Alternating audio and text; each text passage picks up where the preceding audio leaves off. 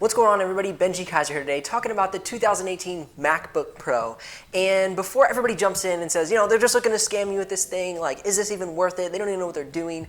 I want to give you a graphic designer's perspective. I want to tell you about what I think about the new MacBook Pro and what results I think you can really get with this computer in light of the processor and different things that people are talking about within the industry right now as the Mac is coming out. And if you don't know what I'm talking about, just hang in there. I'll tune you in just a minute and we'll talk about some of the things, the highlights, some of the things that people are complaining about, and we'll just give you a good quality review if you are a graphic designer looking to either upgrade your computer or get a computer for the first time if you're just coming into the graphic design industry. Now, before we jump into the content for this video, if you're curious about the laptops I recommend, you can check those out in the links above or the description below. And I have some budget laptops as well as just general laptops that I think are the best for graphic design. Now, let's talk about the hardware, because that's the reason that we're most interested in this computer. Is the new iteration has given us a lot of new options. We see things like new RAM, new processor, and even a new graphics processing unit. So what does that mean for graphic designers? So the first thing we're going to talk about as far as hardware is concerned is the RAM. You can now get 32 gigs of RAM. The reason that this is fantastic for a graphic designer is you're usually working in multiple programs, multiple applications. So within the InDesign suite, I'm sometimes working in Photoshop, Illustrator, and InDesign all at the same time. What happens is this takes away from the RAM memory to run each of these programs. So the more programs I run, the more RAM that it takes, and if I use up too much RAM, my computer starts to slow down. Sometimes to the point where you get this spinning rainbow of death, your computer freezes for a moment and you have to wait for it to catch back up. So the more RAM you have, the more opportunity to run multiple programs at the same time, be more efficient, have more speed, etc. So that RAM upgrade is really good for this new computer. Secondly, let's talk about the new SSD, the new solid state hard drive storage.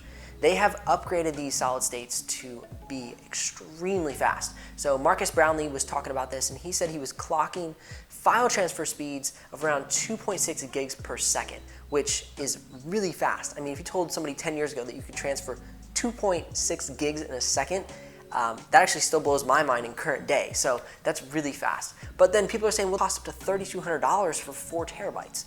Well, you really don't need that 4 terabytes within your computer. You'll get the same power out of the 512 gig solid state hard drive that Mac puts in the computer right off the bat. So what I would recommend is getting some external hard drives. I really like the Samsung external SSDs. I'll put those in the description below so you can check out those and see if those would be a good option for you. They're going to save you a lot of money. Maybe it won't be as fast as the SSD in the MacBook Pro, but it'll still allow you to save some money and store more files.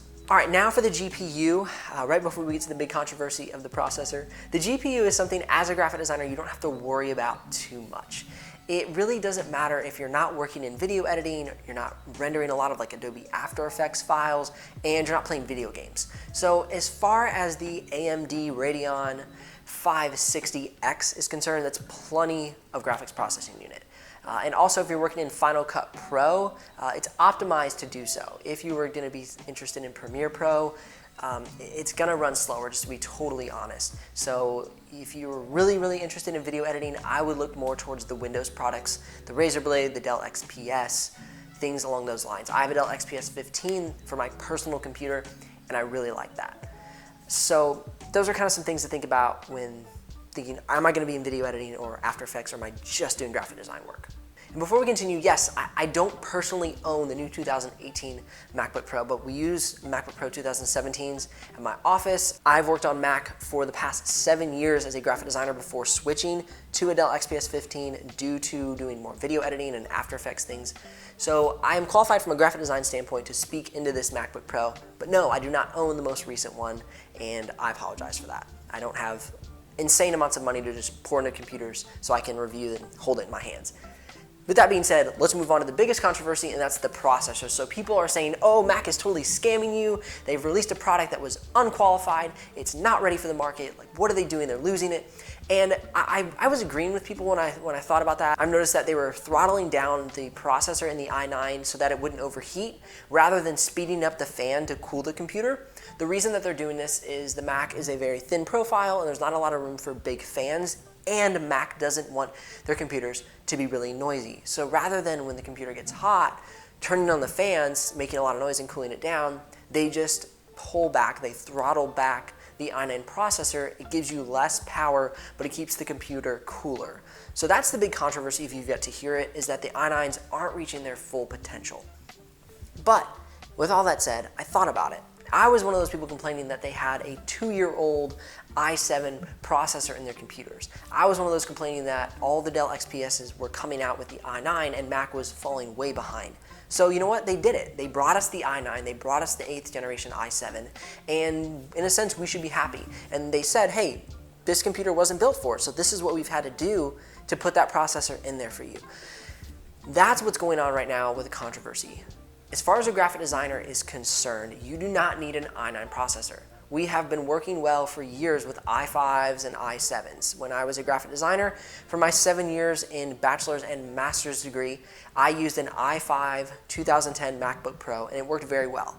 Now, I couldn't run all my Adobe products at the same time. I had to maybe have Adobe InDesign and Adobe Photoshop open so that way I could run fast and efficiently. Because as you use more processor, as you use more RAM, it's going to take up more space and your computer is going to slow down. So if you have a slower processor, you just can't run as many programs at one time.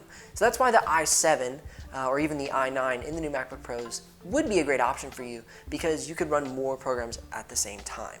Will you be able to do incredible video editing and all these things?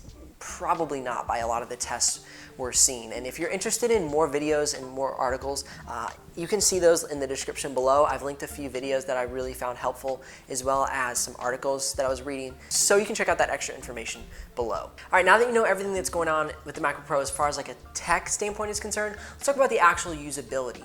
So one of the biggest questions I get is the screen. So is the screen true color? Well, they're using a true tone screen, which is found in the iPad Pro 2016 edition. That is not the Adobe RGB 4K screen that you'll find in like the Dell XPS 15 or the Razer Blade. These screens, the Dell XPS 15 and the Razer Blade, are going to be the most true to color. So it's the kind of screen that when you do the design on the screen and then you take it to either print or you send it live on the web, that it's going to be most what you expected out of the product. So it's going to be 98% true to the design that you were creating. Now, that doesn't mean that you're not going to get a great quality experience on the MacBook Pro. It's just not going to be as true color as you could expect. Another concern people are having is the new Butterfly keyboard.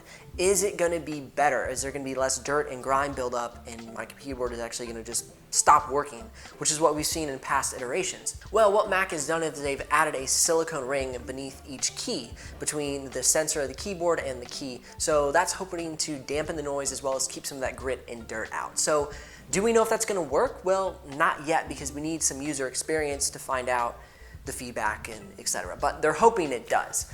So those are a few things that people have been concerned about that I wanted to address.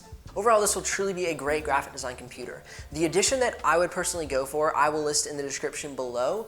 It would be 512 gigs of hard drive. It would be the i7 processor, and that is what I would go with, because you don't need the i9 to be a graphic designer. You don't need 4 terabytes of storage space, and really you can't do any more upgrades when it comes to Mac products anyway. So 512 gigs of hard drive as well as the i7 will be plenty to be a graphic designer. If you're curious, like I said earlier, about computers that I would recommend as a graphic designer, you can check out those videos in the YouTube cards above or the description below. If you have any comments, please comment below. I'd love to get your feedback. If you totally are mad at Apple at what they're doing, let me know. If you think they're awesome and they're continuing to improve, let me know that as well. One thing I'll leave you with a final note, and kind of a lot, and just kind of settling this controversy, is Apple is working with a partner to develop their own processors. These are called ARM processors, and what they do is they're trying to get them to work specifically for their computer. So I've been working with Intel for years, and it seems like they're dissatisfied with them because they just don't work intelligently with their machines. They get hot, they have to tune them back, it just isn't working. So let's continue to hope that Mac continues to make improvements, and we'll see what happens in the next iteration. I'm Benji Kaiser of BenjiKaiser.com, and I'll see you here on the next episode.